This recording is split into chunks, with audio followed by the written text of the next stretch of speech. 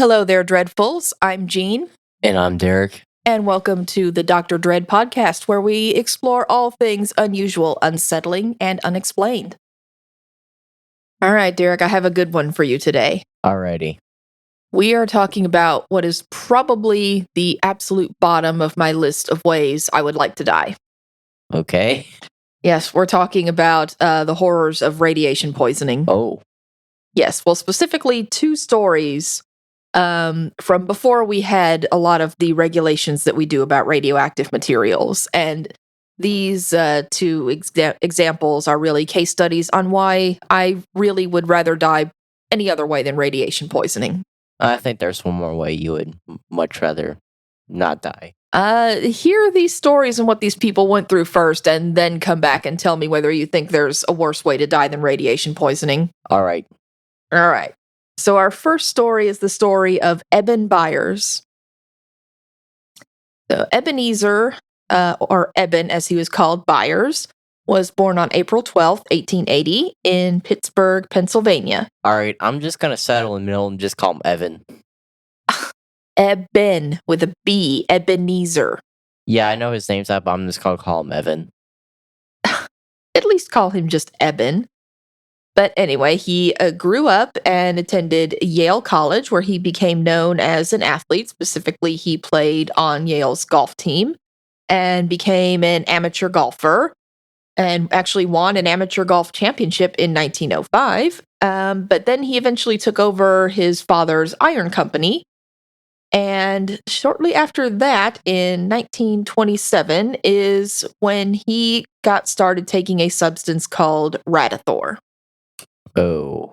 Yes, in 1927, Eben was on a train traveling somewhere and fell off the bed that was on the train and injured his arm. Okay.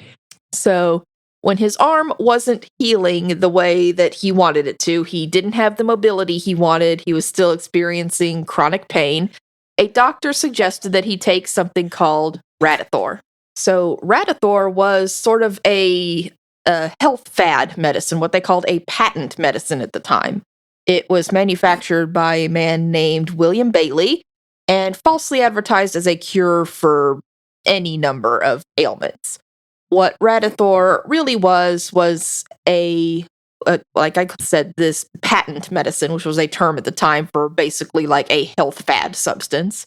And Radithor was distilled water with small amounts of dissolved radium. The radioactive element, radium. This sounds like a lawsuit. Oh, it will get to the second case, and there will be a lawsuit involved. But yes, so basically it's radium, small amounts of radium in water. So, yeah, this should tell you all you need to know about Radithor and radium water. William Bailey, the man who created Radithor, was a Harvard University dropout who falsely claimed that he was a medical doctor. Yeah, not good. Yes, not good. But anyway, Bailey advertised Radithor as, quote, a cure for the living dead and, quote, perpetual sunshine. What the fuck was that? What? That's what he called it. And that's the cure for the living dead is an unfortunate name, as we'll see. It's an unfortunately fitting name.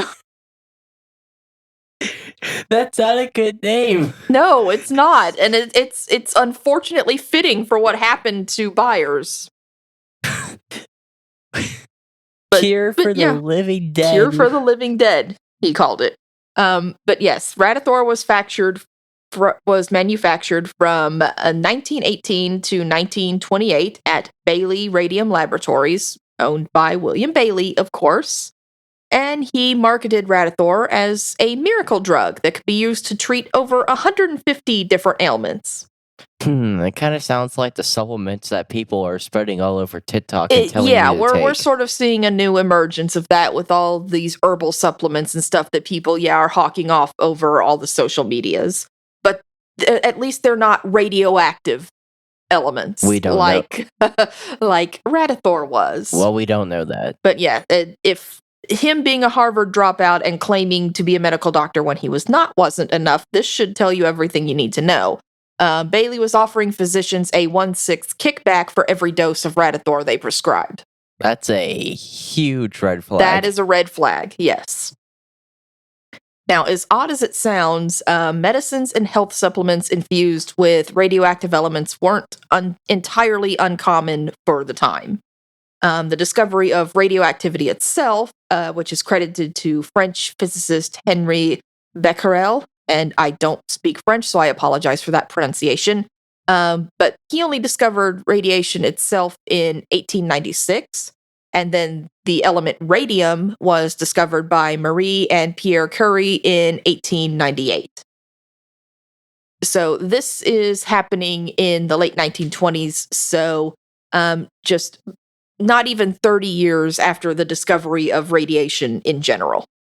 So that's a little concerning. So yes, so people at this time didn't really understand radiation, didn't understand how it works, and definitely didn't understand the dangers that it poses.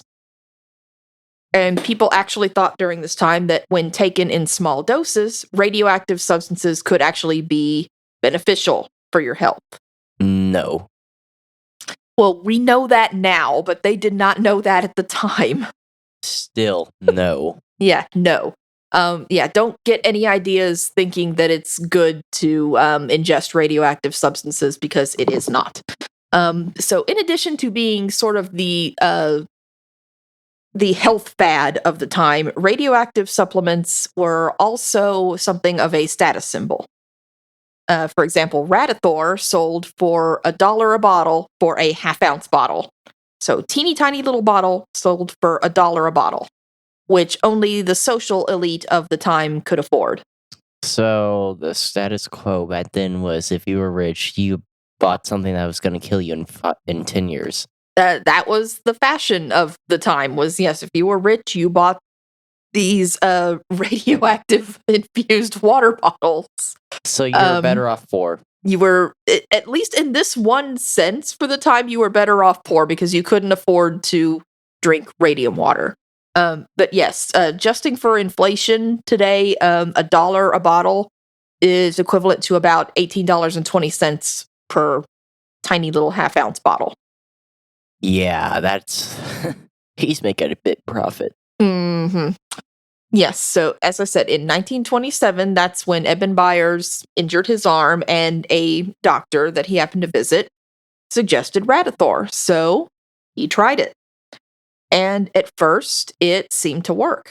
Byers reported that he felt great, and over the next 2 years, he began taking more and more of it until he was taking 2 to 3 bottles of it per day.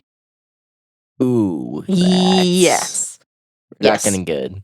He continued that until 1930, over the course of those few years, consuming approximately 1,400 doses of Radithor. Holy shit. But yes, he supposedly felt great on it, and so he started recommending it to everyone he knew, and gifting boxes of it to his friends, colleagues, girlfriends, and he even reportedly fed some of it to his racehorses. Holy shit! He's killing people. Well, he didn't know it was killing him yet. Well, but yeah, just think about that. Here, you're my good friend. You're my good colleague. Have some radioactive material. Yeah, it's gonna fucking kill you. That's kind of how I felt about when Chipotle had that listeria outbreak, and you still saw Chipotle gift cards. Like, here, happy birthday. Have some listeria.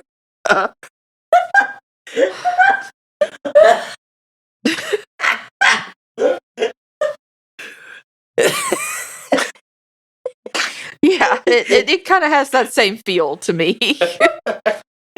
Hey, at least you're not that. Yeah, here, thanks for being a good friend. Have some radiation poisoning. Well, both are pretty painful deaths. Yeah, both of those are not fun. But yes, but it caught up with with Eben Byers because by 1930, Byers quit taking it because he reportedly wasn't feeling the beneficial effects of it anymore. So how long did he take it for? So it was 1927, and then he stopped taking it in 1930. So between 2 and 3 years. 3 whole years of taking 2 to 3 bottles a day. Yeah, so it was somewhere between 2 and 3 years. Wow. Yeah. But yeah, stopped taking it in October 1930 because he wasn't feeling the effects anymore. And then he started getting sick. First, he lost a lot of weight. Mm-hmm. Then he started complaining of frequent headaches. And then his teeth started falling out. Huh. Yeah, not good things. And then he kind of disappeared for a while, just kind of holed himself up in his house, and you didn't hear a lot from him. But in 1931, the Federal Trade Commission, or the FTC, started investigating William Bailey and Bailey Radium Laboratories for the patently false statements Bailey was making about Radithor and its benefits. So the FTC, knowing that Byers was one of the biggest consumers of Radithor, they reached out to him to see if he could testify for them. Yeah. But by that point, Byers was too sick to even respond. Okay. Couldn't respond to them on his own. So the FTC really wanted Byers' testimony. He'd been one of the biggest consumers of Radithor. So the FTC sent an agent out to his home, where he was spending all of his time at this point. And this is the state in which they found him. All right, I'm ready. Get this picture pulled up here. All right, I'm ready. I'm ready for this. Holy shit! You can see what he ate for Sunday dinner. Yes, it was bad. I can see his throat. I mean, he performed a self-autopsy on him before he died. I mean, you can already perform an autopsy. Yeah, I one of the questions I have about this is how this poor man was still alive at this point. Yes, if you'd like to go see what it is we're looking at, you can search up Eben Byers on Google, and these images will be like the first ones to be pulled up, and they're not hard to find, but be warned, they are gruesome. I mean, I can see the throat. I can see, yes. I can see blood vessels. I mean, I can see everything. Yes, so obviously, Byers couldn't provide any testimony, but the FTC agent did report back that Byers' entire lower jaw was missing. So that's what you mean when you say you can see what he ate for dinner. You could see clear down his throat. His entire lower jaw was missing. He had only 2 teeth left in his upper jaw. It looked like the rest of his body tissues were actively decomposing, and he was starting to develop holes in his skull. Is this the origins of COD zombies? I mean, he was basically a zombie at this point. Is this where Call of Duty got their idea for zombies? Zombie lore has been around long before Eben Byers, but from the look of him, he was effectively a zombie at this point. The first ever known zombie, Eben Byers? I mean, he couldn't really eat you, but he kind of was a zombie by this point. His body was literally disintegrating around him. I mean, I wonder how he digests food and drink. Yeah, I have questions about that, because in that condition that he was in, I have no idea how he was still alive. My best guess is they were just chopping up food and just shoving it down his throat. I don't know, because they wouldn't have had intravenous feeding in the 1930s. So that's my best guess, is somebody just stick their hand down his throat and said, "Eat it." So I don't know, but at any rate, he didn't last long after that. Eben Byers died on March 31st in 1932. His death was attributed to radiation poisoning, which we'd call acute radiation syndrome today. And his body was so radioactive that they buried him in a lead-lined coffin.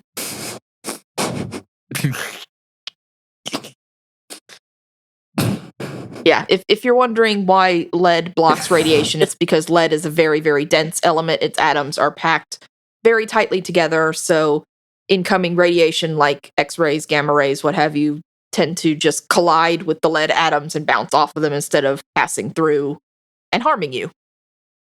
So, Mr. Evan is still probably radioactive today. He would still be radioactive today. Yes.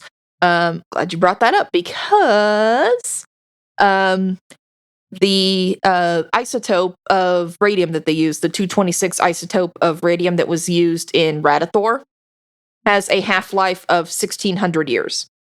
Meaning that it takes 1,600 years for half of the amount of radium present to decay. How long would it take for all of it? So, having done some maths, half of the radium present in Byers' corpse will have decayed by the year 3532. I'm gonna be dead by then. We would all be dead many times over by then. Eben Byers is gonna be nothing. And there's still just gonna be radiation. And there's still just going to be radiation left. Mm-hmm. Wow. Yeah. So buried in a lead-lined coffin. And then, when his remains were exhumed in 1965 for further study, it was found that actually killed him wasn't acute radiation syndrome, like they thought, but it was the cancer that he developed as a result of his exposure to the radium. Wow. So that the radiation didn't kill him, it was the cancer. Well, the radiation indirectly killed him because the radiation caused the cancer that killed him. Well, I mean, let's say he didn't get the cancer at all. How long would it take to probably kill him from the actual radiation itself? I don't know. Probably until it got to his brain. I don't know, but the cancer killed him quicker than the radiation itself did. But so radium is known to emit alpha, beta, and gamma radiation. But the 226 isotope of radium that we talked about, the one that was primarily used in Radiator, mostly emits alpha radiation, which is a low energy radiation. Alpha radiation isn't usually terribly dangerous itself. In most cases, just your skin provides enough of a barrier to prevent it from doing major damage to you. But in Byers' case, he drank it. Yeah, he was ingesting it, Yes, he ingested the radium, and that allowed it to accumulate in his bones, which eventually led to localized cell damage on a catastrophic level for him. Well, I wonder this. Since he ingested it and once it got to his stomach acid, literally burns anything. Your stomach acid isn't gonna destroy radiation, my dude. Well, I mean, I was trying. You were trying, but no, your stomach acid is not going to prevent radiation. And it wouldn't have settled in his stomach anyway, because the 226 isotope of radium is very structurally similar on a molecular level to calcium, the major element that comprises our bones. Oh, that ain't good. Yes, so because it's so similar to calcium, that's why it accumulated in his bones, as opposed to other tissues. Well, that makes sense. Mm-hmm. So, as gruesome as Byers' case is, it's still very fascinating to the medical community. A Wall Street Journal article published in 1990 told Byers' story and ran with the headline, "The radium water worked fine until his jaw came off." That is an actual headline from a 1990 Wall Street Journal article. Is there any way I could acquire one of those? What, a copy of the article? Yeah, I mean. Yes, I found it online. That's part of how I found this story, so I can send the article to you if you'd like. I would like to read it. But yes, that I can send you a copy of that article. It's quite funny to see that headline, "The radium water worked fine until his jaw came off." I mean, did they have the picture and everything? They didn't run the picture of him in the article. Well, see, that's the problem. They should have ran the picture. It's the Wall Street Journal. It's a very well-recognized and very respected publication. I don't think they wanted to run a picture that gruesome in their publication. Well, who cares? That's the half of the fun. Oh, Lord, not everyone is as ghoulish as we are, child. But Anyway, a doctor by the name of Dr. Roger Mackless, who was quoted extensively in the Wall Street Journal article, also published his own article about it in the Journal of the American Medical Association, also talking about the Byers case. And in that article, Dr. Mackless estimates that Byers had taken so much radium that if he'd taken it all at once, it would have been enough to kill 4 people. Yeah. Yeah, that just tells you how much of this stuff Eben Byers drank. How did he not die sooner? I wonder that. I wonder how he must didn't have die a sooner. very good immune system. Because, well, actually, interestingly enough, the reason he might have felt so good before, and the reason that he might not have died right away, according to Dr. Mackless, the Radithor might have felt like it was helping at first because when taken in small doses, which remember it's a little half-ounce bottle, just a little bit of dissolved radium in there. So when he first started taking it, it was a small dose. It ended up being a larger dose because it just accumulated in his bones and he kept taking it. But at first, it was a small dose. And in small doses, alpha radiation can at least temporarily have a stimulative effect on the body, probably by activating the body's natural defenses and increasing the production of fresh blood cells in the bone marrow. That's pretty cool. Yeah, but again, very, very tiny doses. And that's how it started out for Byers, which might have been why he felt so good at first. Until he drank 1,400. Until he drank 1,400 bottles of it. Yeah, and it was actually this connection to alpha radiation that drew Dr. Mackless to the Byers case in the first place, because Dr. Mackless was researching alpha radiation to see if it could be used to help treat cancer and used to target cancer cells. And it actually looks like he may have been right. We know that radiation therapy is used as a treatment for cancer, and specifically alpha radiation, which they're calling targeted alpha particle therapy, is still in development, but looks promising in the treatment of cancers like leukemias, which are blood and bone marrow leukemias, lymphomas, which are cancers on your lymph nodes, which are an important part of your immune system, and melanoma, so skin cancer.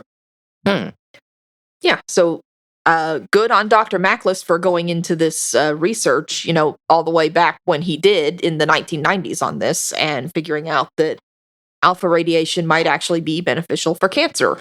But of course, alpha radiation treatment would be very, very targeted to only the area where the cancer is affecting you and administered under very, very controlled settings, not accomplished by guzzling radium water. Yeah, they're not going to tell you to drink radium water. No, they're not going to tell you to drink radium water.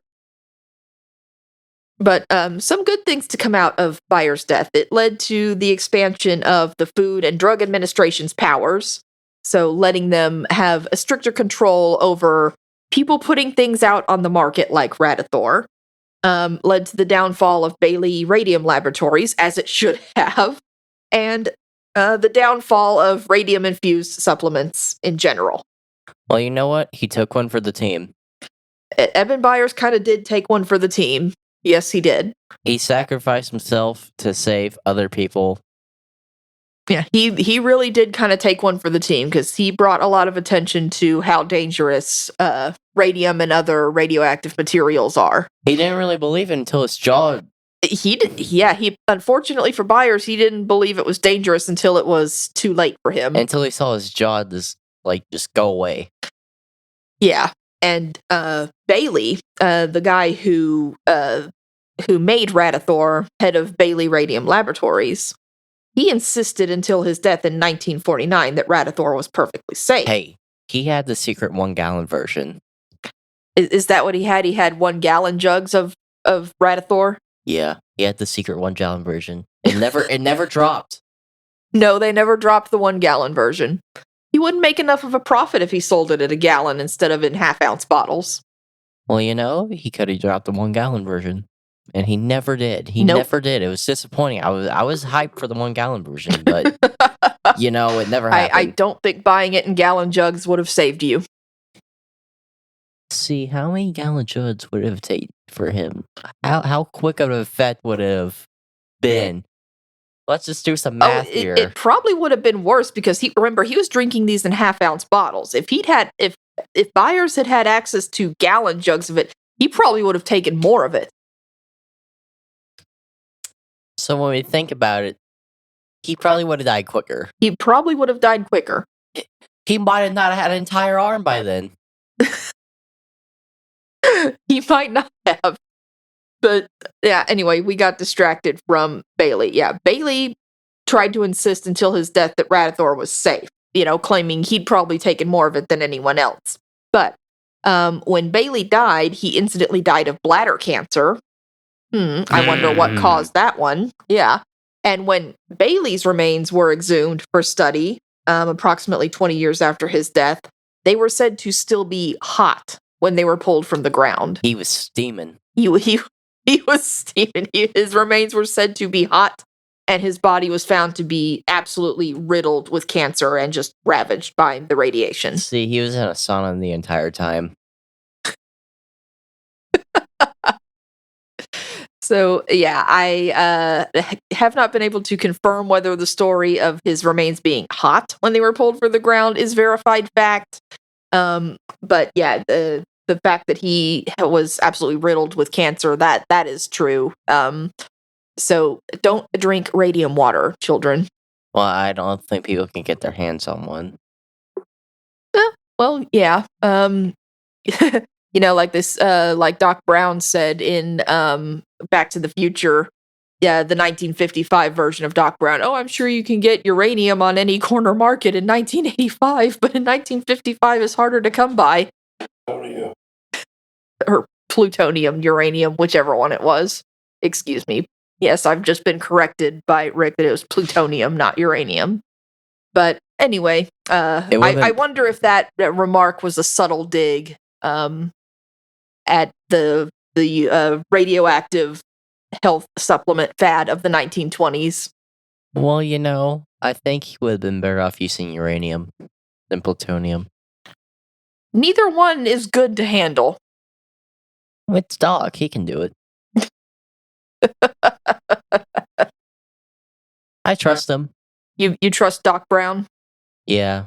Okay, honestly, if I'm going to be around anybody handling radioactive substances, I'd probably trust Doc Brown a lot more than most other people. I mean, he's still alive. It hasn't got to him yet. And he did build a time machine in a DeLorean out of it. So yeah, if we're gonna be messing around with radioactive shit, I would probably feel safer with Doc Brown than most other people. See, he has it. It hasn't killed him yet. There you go. I don't see him missing a jaw. Nope, he's not missing his jaw. He just has his crazy mad scientist hair that he's always had. Well, I think I can trust him. Yep, I think he's a trustworthy guy. So, now you know the story of Eben Byers. Now we get to talk about the Radium Girls. Okay. All right, so the Radium Girls were young women that were recruited to work in factories in the early 20th century, painting watch dials and other instrument paddles that needed glow-in-the-dark lettering on them.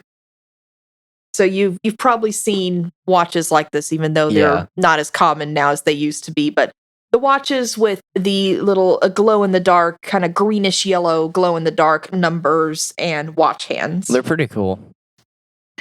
Well, yes, that's what these girls did, is they got hired and they were responsible for painting the numbers and the watch hands on these watches. Because remember, this is in the early 20th century. They did not have machines that were capable of doing that were painting things that tiny. So they had people. So yeah, they needed people to do it. And most often they recruited young women to come in and do it in these factories. Most notable ones were in New Jersey, Illinois, and Connecticut. And so what they were painting with was basically a radium paint. Oh. Yes, they called it Undark. That was the name they gave to the paint. They called it Undark. And it was basically a paint made with small amounts of radium because radium is radioactive, and part of its radioactive nature means that it glows in the dark. That ain't good. Yeah.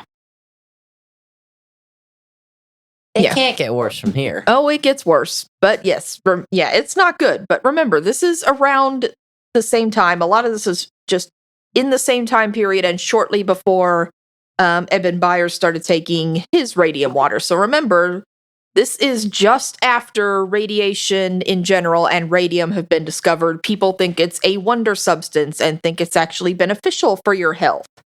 And so they hired these young women to come in and paint with this radium paint, and they don't know how bad it is for you.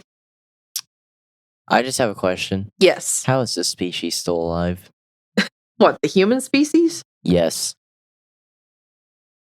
Oh, well, that's a whole other debate on how we're still alive and whether we're actually going to make it to a type 1 civilization or we're going to kill ourselves before we get there. But yeah, we have done quite a few very stupid things in our history. This is some stupid shit I'm hearing right now. Yes, we as a human species have done quite a number of very stupid things in our history.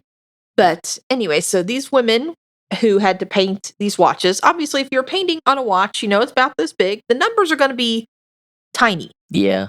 Teeny, teeny, tiny. And even with a very small brush, it's going to be hard to get that brush to a nice, fine point that will allow you to paint the numbers without making them look bad. Mm-hmm.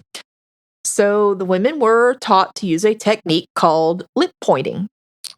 Ooh. Which is they would dip their brushes in the paint.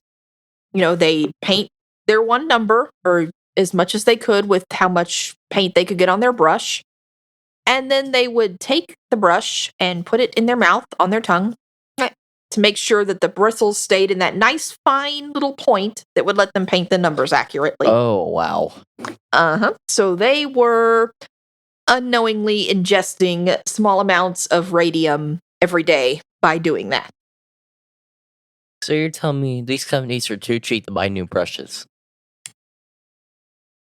Well, yeah, because they don't want to just keep buying them new brushes. That's an expense. They don't want to do that. And you can keep the same brush going by lip pointing it, sticking it in your mouth, getting it nice and wet and in a fine point.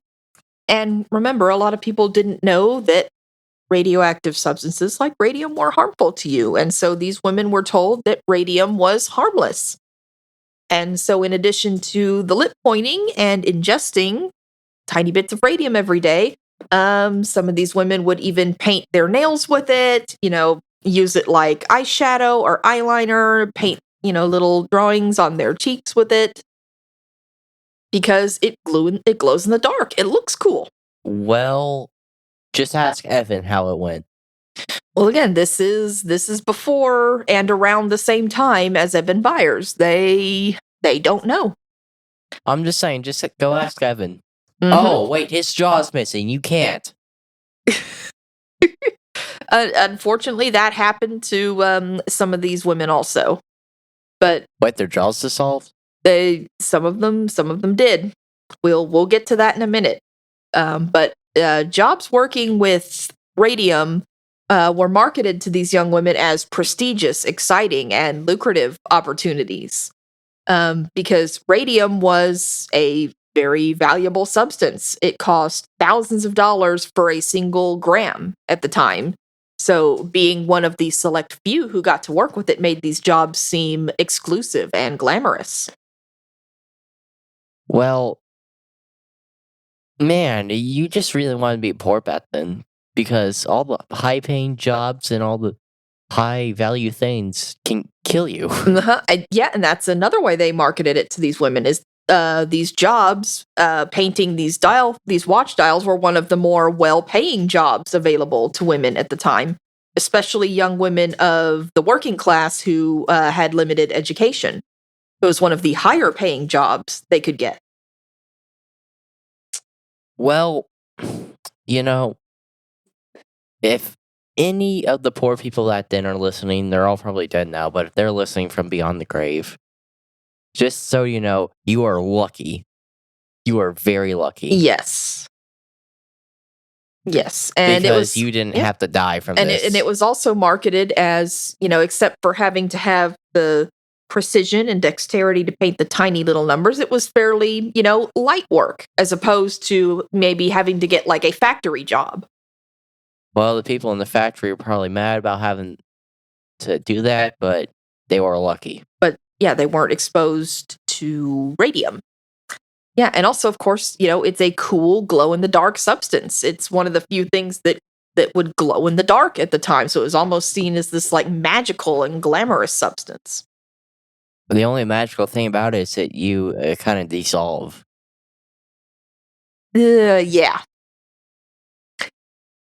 Yep, because while these companies went to great lengths to make these jobs seem glamorous and exciting, the truth was the dangers were grossly understated. The dangers were beyond the grave. Yeah, the dangers were either not mentioned at all, either because they didn't know or because they were deliberately hidden. The employers, by the mid 1920s, people were starting to catch on to the negative effects of being exposed to radium and other radioactive substances, but these dangers were at that point just deliberately hidden from these women. They didn't want them to know that they were going to die in 10 years. Nope, they just didn't tell them. So, of course, over time, the workers began to suffer from extreme health problems. Oh, I'm ready. Oh, yeah. So, in the initial part of working, in the first 1 to 3 years of work, remember, it's tiny, tiny little bits every day. And remember, in low doses, alpha radiation from the radium doesn't do much to you. It takes time. So over the first 3 years, many workers didn't feel anything at all. Or if they did feel symptoms, they were, fairly mild symptoms and were easy to dismiss as just, basic illnesses like fatigue, minor aches and pains, or some weight loss. Mm-hmm. I just have a question. Yes. Say you drink 1 radium water through your entire life. Are you good? From what I've found in this research, if you only drank one little half-ounce bottle of that radium water, it probably wasn't enough to do anything to you. Let's go. We can have one. One. We can have one, boys. You can have one. We can have one, boys. I'll take one for the team. You can have one. It's probably not going to hurt you. I can't have 2? It accumulates. Don't push it. Oh, shit. I forgot about that.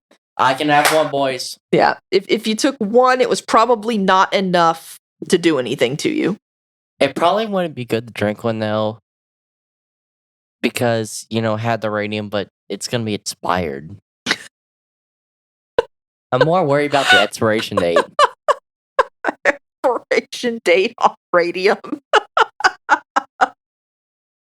Yeah, I wonder what the expiration date for the radium was. Oh, okay. I don't know when they started mandating expiration dates on food products, but if they were allowing people to just sell radium-infused products, I don't think they were terribly worried about expiration dates. I really, really don't. I'm just more worried about the water. I'm not worried about the radium. I'm worried about the water. What if the water's expired? Okay, yeah, you probably don't want to drink, 100-year-old water at this point. Well, I'm not worried about the radium. Who cares about the radium? I'm worried about the water. Yeah, at this point, it would be like 100-plus-year-old water in those bottles. So, yeah, that would be a no. I've never seen the bottle before. I want to see one. All right, let me see if I can find a bottle of the Raditor real quick. Everybody, we will get back to the radium girls and their symptoms, but Derek wants to see what the Raditor bottle looks like. Everybody listening, look up what a radium bottle looks like. You need to experience this. This is a once-in-a-lifetime. There you go. That was the bottle. Whoa. This is legendary. This is legendary. Yeah, it's just a little brown glass bottle with a label that says Raditor. Oh, come on. You gave it away for everybody. You need certified radioactive water contains radium and mesothorium in triple distilled water. You ruined it for everybody. They still haven't seen it. They just heard me read the label. No, you described what it looked like. They can still go see it if they want to. They should have paused. They should have paused. They should have had a chance to look it up.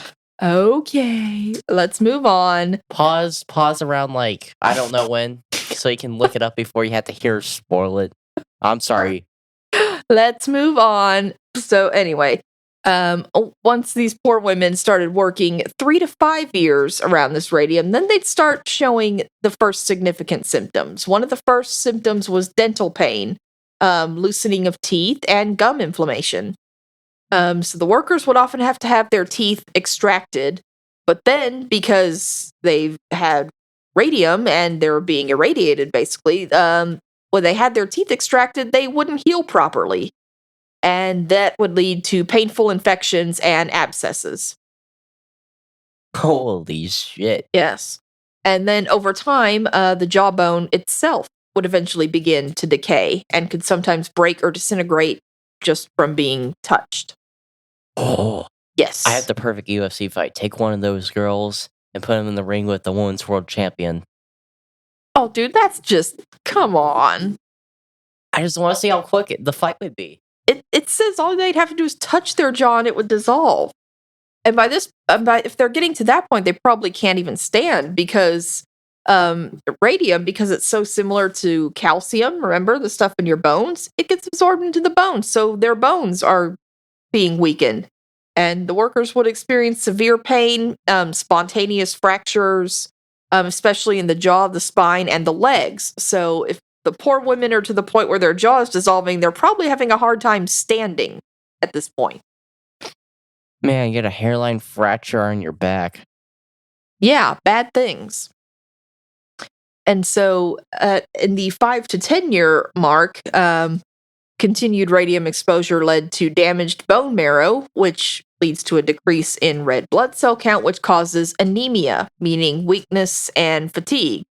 And then cancers also start to develop. Many would develop osteosarcoma, which is bone cancer, or other types of cancers after years of exposure, especially tumors, especially common in the jaw, hips, and spine.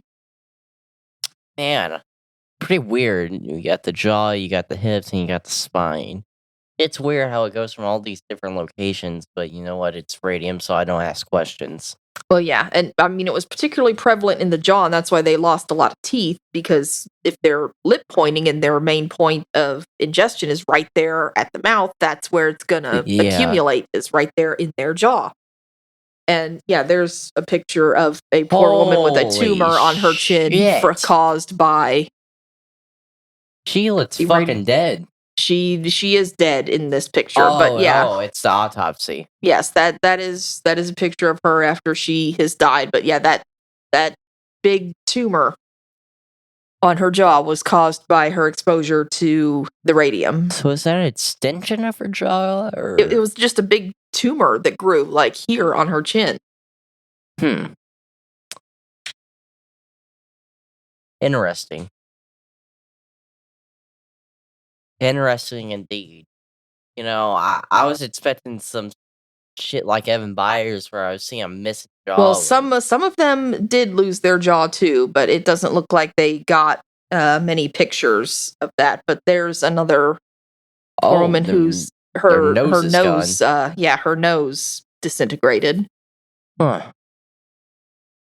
Well, Yes, and then that picture right there is an illustration of the radium jaw, so the as they jaws, called it. Yeah, so the they called it jaw- radium jaw when their jaw would start to disintegrate. radium jaw. So her jaw's not fully disintegrated, but it's kind of still there. But it's not like Evan Byers where you can see what he ate for Sunday dinner. So she's not as bad off as Evan was. Oh, it's still bad. That might have just been in the process of her jaw decaying. Well, maybe. I don't know. I'm not asking questions either. But yeah, you were asking about a lawsuit earlier. Remember when I talked about Radithor for the first time? You said that sounds like a lawsuit. Yep. Well, the Radium Girls did file a lawsuit over it because we don't know the exact numbers. Autopsies were not what they are now, so we don't know for sure. But it's estimated that at least 50 women died from their exposure to radium working for these companies. Damn. Yes.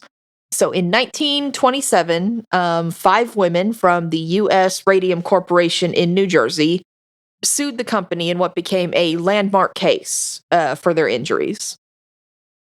This is like the biggest, like, oh, personal injury case of all time. It's one of the biggest important ones because it became one of the first cases in which workers sued a company for causing harm to them and actually won. And at this time in the 1920s, corporations didn't have the same regulations they have on them that we do today, where they have to make sure that their workplaces are actually safe for their employees.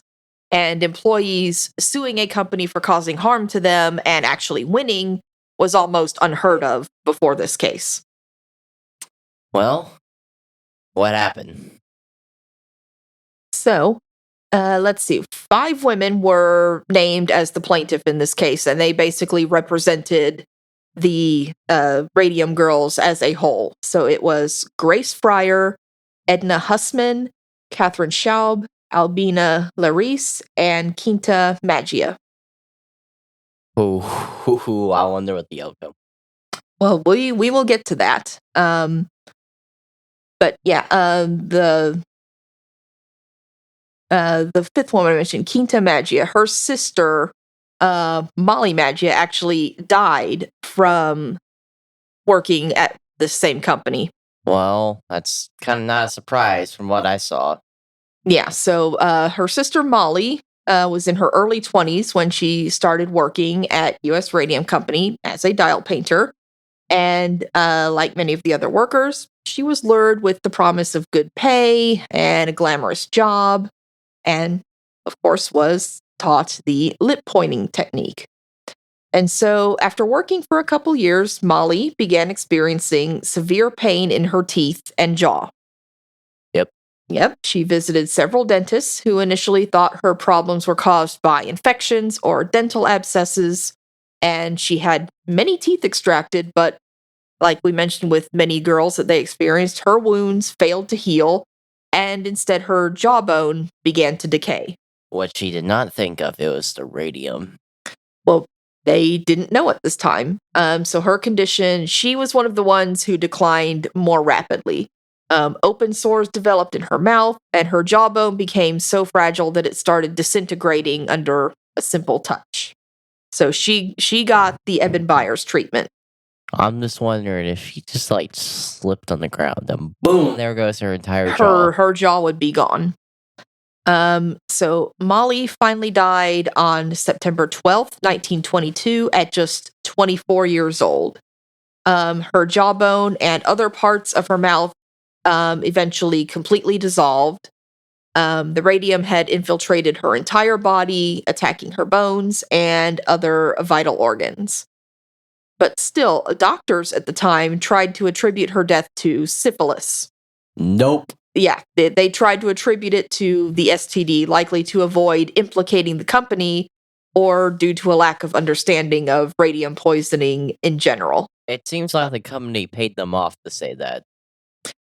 Well, remember, companies did not have the regulations that they did today, and especially at this time in the 1920s, the Gilded Age. This was the time of what they now call robber barons. This is basically when companies, these big companies, basically controlled Congress, even more so than people argue about large companies controlling Congress today. They would basically just pay off congressmen to put whatever legislation in place that they wanted to. So, yeah, the doctors probably were either paid off by the company or just knew enough about the power that these companies had in general that they didn't want to piss them off. Yeah, that seems about right. Mhm. But despite that, despite the power that these companies had, that's what makes the trial that these women brought all that more impressive.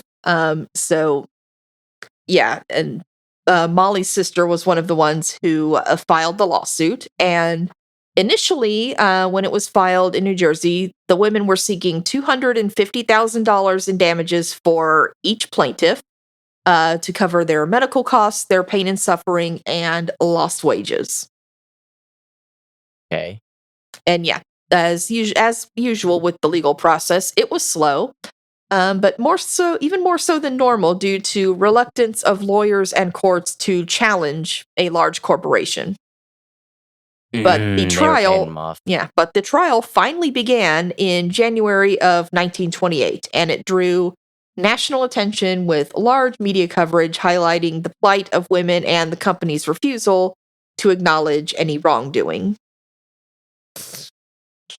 Yeah. Whoa. So, yes, and unfortunately, most of the women were gravely ill by the time the trial finally went underway. Because remember, they've been exposed to radium for long periods of time, and since they now noticed the effects of it, usually by that point, it's too late. It's doing its damage because of how much it accumulated in your bone. Yeah. So, most of them were very ill by the time of the trial.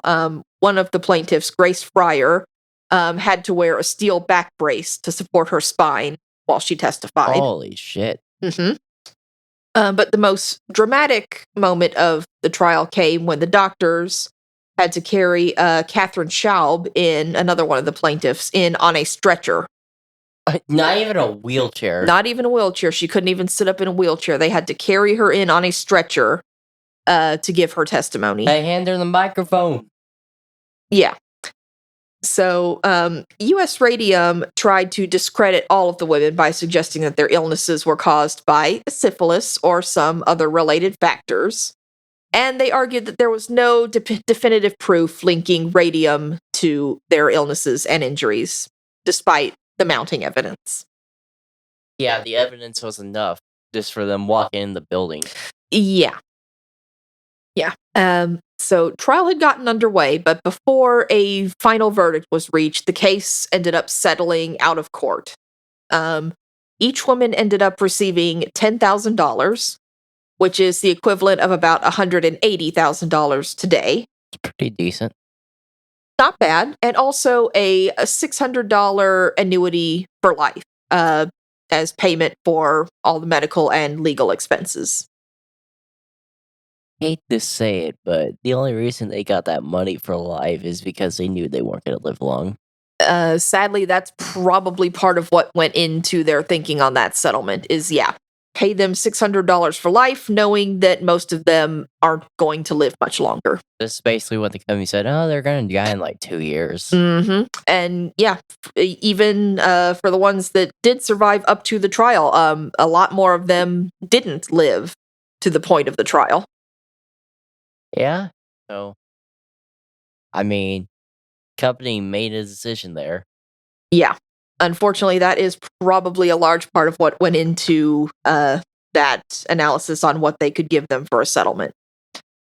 But even though these poor women arguably didn't get what they should have gotten out of it, what this trial did do was bring public awareness to the dangers of radium and other radioactive substances and the exploitation of workers in general.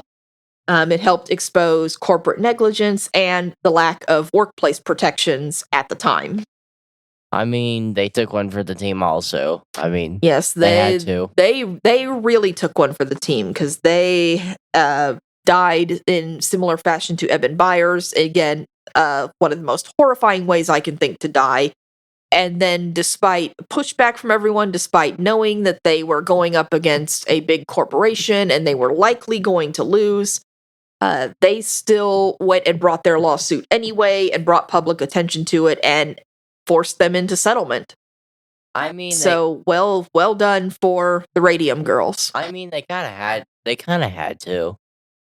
I mean, at that point, they're just like, let's just bring the lawsuit. Who cares? Yeah, from their standpoint, it's probably, look, we're, this stuff is going to kill us, so we can either just let it kill us or go out trying to do something good and bring attention to this so corporations can't keep doing this to people. And they won. And they did. They forced them into settlement, which is more than anybody expected to happen at the time. And one of the regulatory changes that came out as a result of this is it helped pave the way for stronger labor laws, including the establishment of the Occupational Safety and Health Administration, or OSHA. Yeah, OSHA wasn't established until 1970, but it was the Radium Girls who helped sort of start paving the way for its creation. And it also led, of course, to stricter regulations on handling radioactive materials. And it also led to the formation of the expansion of the U.S. Bureau of Standards, now the National Institute of Standards and Technology, in developing guidelines for the safe handling of radium and other substances. Well, this little segment that I think we do every podcast, I give tips. All right, what's your tips you've got on this one? Don't drink radium water. There's a good tip for any day. Don't drink radium water. So, yes, in addition to the regulatory changes, like I said, this was a landmark case. It was one of the first precedents we had establishing the right of workers to sue an employer for occupational harm. So, like workers' compensation that we have today, not a thing at the time. This was one of the cases that led to the establishment of workers' comp. And it also contributed to scientific understanding of radiation's effects on the human body, particularly its link to bone cancers. Yeah, I mean, they suffered a lot, Yes, they did. but on the bright side, they helped a lot of things to push laws and things in the way of people and not have the company, just say, hey, eat some radium. Yep. So, yeah, actually, a lot of the regulations that we have on workplace safety and also workers' rights and workers' rights to sue employers and what rights they have from employers, we owe to the Radium Girls. Yeah. So, well done, Radium Girls. And if you want to know more about the Radium Girls, there's a book called The Radium Girls, The Dark Story of America's Shining Women. And there's also a film called Radium Girls that was released in 2020. I did not know that. I had not heard about it until I started researching this either, so I might have to go watch that movie now. But anyway, that is all we have for you on Eben Byers and the Radium Girls, and I hope now you understand why radiation poisoning is way down at the bottom of my preferred methods of leaving this world. I think there might be one lower. Oh, you still think there's one lower? Yeah. What have you got? See, you don't have anything. You're having to think about it. Of course I'm gonna have to think about it. Then you can't think of anything right now because radiation poisoning is a gruesome way to die. How about getting impaled and just sitting there? Getting impaled would probably kill you quicker. No, I'm talking like impaled in the arm. Well, that's not getting impaled through the arm is not going to kill you. As long as you get it treated, it's not going to kill you. Or in the leg. Again, get it treated and it's not going to kill you. No, but you're like in the middle of nowhere. And so what? I'm basically bleeding to death? Yeah, essentially. I would prefer bleeding to death over death by radiation poisoning. Well, that's all I have. I don't know. Yeah, nice try. Nope, I would prefer just bleeding out over death by radiation poisoning any day. So, yeah, there you have it. Now you know one of my nightmares, so now it can be one of your nightmares too. So happy sleep thinking about death by radiation poisoning.